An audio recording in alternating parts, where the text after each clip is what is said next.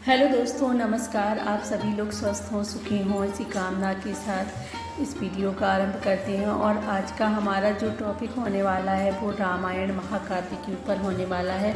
और आज हम आपको अपनी इस वीडियो में रामायण महाकाव्य के 7 कांड और उनका महत्व और उनके बारे में कुछ जानकारी देंगे। तो अगर आप लोगों को ये वीडियो अच्छी लगे तो प्लीज़ वीडियो को लाइक कीजिएगा और चैनल को सब्सक्राइब कीजिएगा। तो चलिए स्टार्ट करते हैं वीडियो।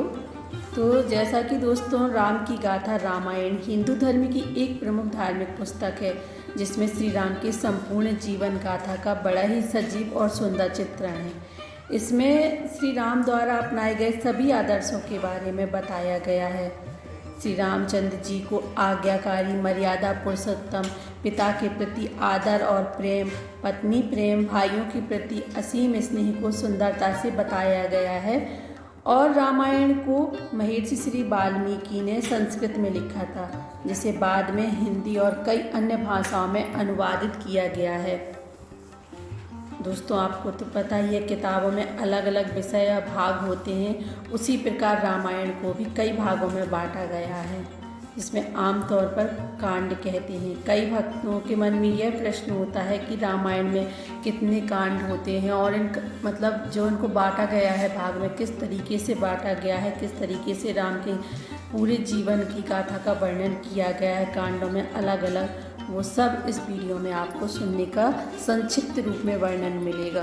तो चलिए अब आपको हम बताते हैं कि रामायण में कांड कितने होते हैं और वो कौन कौन से हैं। तो रामायण में 7 कांड होते हैं। हर एक कांड भगवान राम के जीवन के पड़ाव को विस्तार से बतलाते हैं। तो जो रामायण में 7 कांड होते हैं उनके नाम इस प्रकार हैं।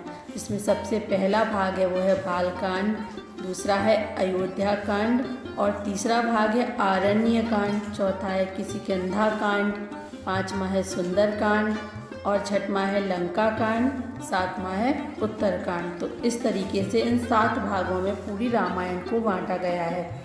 तो जो रामायण के 7 कांड हैं उनका सबसे पहला जो भाग है वो है बालकांड। तो आइए आपको इसके बारे में बताते हैं कि बालकांड में राम जी की किन विशेषताओं को या जीवन के किन पहलुओं का चित्रांकन किया गया है। तो रामायण के 7 कांडों में से सबसे पहला कांड है बालकांड। यह सभी कांडों में से सबसे बड़ा है क्योंकि इसमें श्री राम और उनके भाइयों के पैदा होने से लेकर उनके विवाह तक की कथाओं का बड़ा ही सुंदर विवरण है। पुत्र प्राप्ति की कामना से राजा दशरथ पुत्रोष्टि यज्ञ करते हैं और यज्ञ से मिले आशीर्वाद के फलस्वरूप उन्हें 4 पुत्र प्राप्त होते हैं। राजा दशरथ की पत्नी कौशल्या से उन्हें श्री राम प्राप्त हुए, पत्नी कैकेयी से उन्हें भरत और पत्नी सुमित्रा से लक्ष्मण और शत्रुघ्न प्राप्त हुए। तो इस तरीके से भगवान राम और उनके भाइयों का जन्म हुआ। बालकांड में उस घटना का भी वर्णन है जब विश्वामित्र राक्षसों से ऋषियों की रक्षा हेतु श्री राम और लक्ष्मण को अपने साथ ले जाते हैं। इस वक्त श्री राम अनेकों राक्षसों का वध कर देते हैं और उनकी मदद से विश्वामित्र का यज्ञ संपन्न हो जाता है।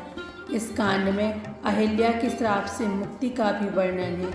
इसी कांड में श्री राम द्वारा सीता के स्वयंवर में शिव धनुष को उठाकर स्वयंवर जीतने का भी उल्लेख है। उनके साथ साथ लक्ष्मण, उर्मिला, भरत, मांडवी और शत्रुघ्न, सुतकीर्ति, जिस तरीके से लक्ष्मण की शादी उर्मिला से, भरत की मांडवी से और शत्रुघ्न की सुतकीर्ति से विवाह का भी उल्लेख है। तो रामायण में जितने भी कांड हैं उनका सबसे पहले कांड में यहीं तक इनका विवरण, भगवान जी की शादी तक का विवरण है। अब हम दूसरे कांड में आ जाते हैं, वो है अयोध्या कांड। तो जिसमें है कि रामायण के 7 कांड में से जो दूसरा कांड है वो है अयोध्या कांड। रामायण के दूसरे कांड में श्री राम के विवाह से लेकर उनके जीवन के उस पड़ाव के बारे में उल्लेख है जो वो वनवास में चले जाते हैं। इस कांड में बताया गया कैसे दासी मंथरा के भड़काने पर कैकेयी ने राजा दशरथ द्वारा पहले दिए गए वचन का इस्तेमाल करके श्री राम को वनवास भेजने और अपने पुत्र भरत के राज्याभिषेक की बात की थी। उनकी इसी मांग के चलते श्री राम, सीता और भाई लक्ष्मण के साथ 14 साल के लिए वनवास चले जाते हैं। पुत्र वियोग में राजा दशरथ का देहांत हो जाता है और उनका अंतिम संस्कार भरत द्वारा किया जाता है। भरत अयोध्या का राजा बनना अस्वीकार कर देते हैं और अपने भाई को खोजने निकल पड़ते हैं। जब वो श्री राम से मिलकर उन्हें पिता की मृत्यु का समाचार देते हैं और उनके वापस चलने के लिए कहते हैं तो श्री राम उन्हें मना कर देते हैं। उनके मना करने पर भरत उनकी पादुका को ले जाते हैं और अयोध्या के सिंहासन पर रख देते हैं। तो ये हमारा दूसरा कांड का विवरण यहाँ तक है। आइए तीसरे कांड की ओर चलते हैं, वो है आरण्य कांड। रामायण में जो आरण्य कांड है, तो इस कांड में माता सीता का रावण द्वारा हरण और श्री राम की उनकी खोज का वर्णन है। इस कांड में बताया गया कि किस तरह श्री राम चित्रकूट से निकलकर आत्रि ऋषि, फिर सर्वभंग ऋषि, फिर सुतीक्ष्ण ऋषि, अगस्त्य ऋषि मुनि से मिलते हुए दंडक वन में जाकर रहने लगे। ये वही स्थान है जहाँ श्री राम जटायु से मिले थे। पंचवटी में ही लक्ष्मण द्वारा शूर्पणखा का नाक काटने का भी उल्लेख है। इसमें यह भी बताया गया है कि शूर्पणखा रावण को उसकी नाक काटने और सीता माता के बारे में बताती है, जिसे सुनकर रावण श्री राम से बदला लेने का विचार करने लग जाते हैं और वे श्री राम और लक्ष्मण को सीता माता से दूर करने के लिए मारीच का स्वर्ण हिरण बनाकर भेजते हैं। सीता माता के कहने पर श्री राम उसके पीछे जाते हैं। कुछ देर बाद मारीच श्री राम की आवाज़ में आह लक्ष्मण की आवाज़ निकालता है, जिसे सीता माता सुनकर घबरा जाती हैं और लक्ष्मण को श्री राम की खोज में भेज देती हैं। लक्ष्मण के जाने के बाद रावण छल से सीता माता का हरण करके उन्हें ले जाते हैं। जटायु सीता माता की आवाज़ सुनकर उनकी सहायता के लिए जाते हैं, लेकिन रावण को घायल कर देते हैं। सीता माता की तलाश में निकले श्री राम जब घायल जटायु से मिलते हैं, तब उन्हें पता चलता है कि माता सीता का हरण किसने किया और उन्हें लेकर किस दिशा में लेकर गए। तो हमारा ये अरण्य कांड समाप्त होता है इधर पे। अब जो चौथा कांड है वो है किष्किंधा कांड। तो रामायण के 7 कांडों में जो चौथा कांड है वो है किष्किंधा कांड।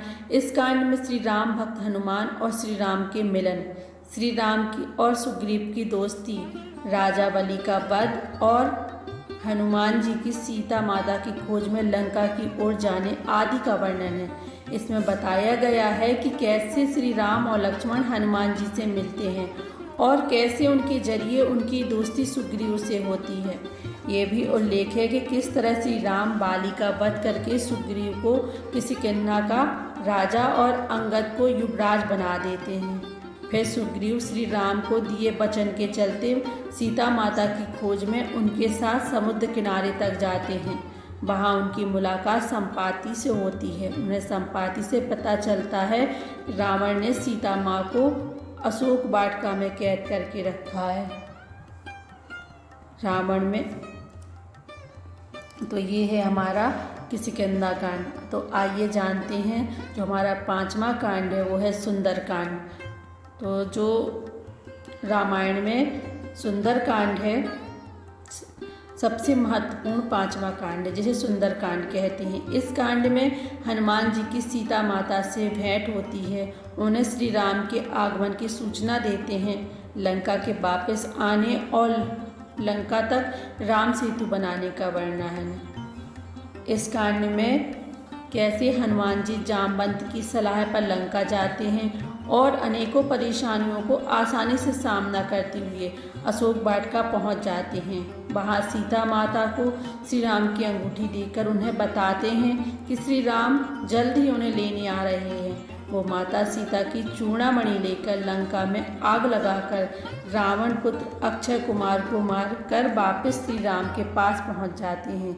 इस कांड में ये भी बताया गया है कि रावण के भाई विभीषण अपमानित होकर श्री राम से मिलने आते हैं और उनकी मदद करते हैं। इसी कांड में लंका तक जाने नल और नील द्वारा श्री राम का नाम पत्थरों पर लिखकर राम सेतु बनाने का भी वर्णन मिलता है।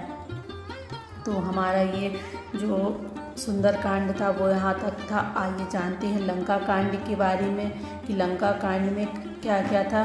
तो रामायण के इस कांड में श्री राम और रावण के बीच घमासान युद्ध और श्री राम की जीत का वर्णन है। इस अंतिम अध्याय में बताया गया है कि किस तरह पुल पार करके श्री राम की सेना लंका जाती और दोनों पक्षों के बीच भयंकर युद्ध होता। इस कांड में मेघनाथ द्वारा लक्ष्मण के मूर्छित होने, हनुमान जी के द्वारा लाई संजीवनी बूटी से उनको ठीक होना बताया गया है। इसमें बताया कैसे युद्ध में मेघनाथ, कुंभकर्ण, अन्य योद्धाओं और आखिर में रावण का वध श्री राम के हाथों होता है। इसी में विभीषण का राजाभिषेक का भी वर्णन मिलता है। आइए अब जानते हैं हम उत्तरकांड के बारे में। ये रामायण का उपसंहार है। इसमें श्री राम, सीता माता और लक्ष्मण वापिस अयोध्या लौटने और उनके द्वारा किए गए कार्यों का वर्णन है। हम आपको बता दें कि ये वाल्मीकि द्वारा लिखी रामायण का हिस्सा नहीं है। तो ये थी हमारे रामायण के 7 कांडों के बारे में संक्षिप्त जानकारी। उम्मीद है आप सभी लोगों को आपके सवाल रामायण में कितने कांड होते हैं और उनका संक्षिप्त विवरण मिल गया होगा। धन्यवाद दोस्तों।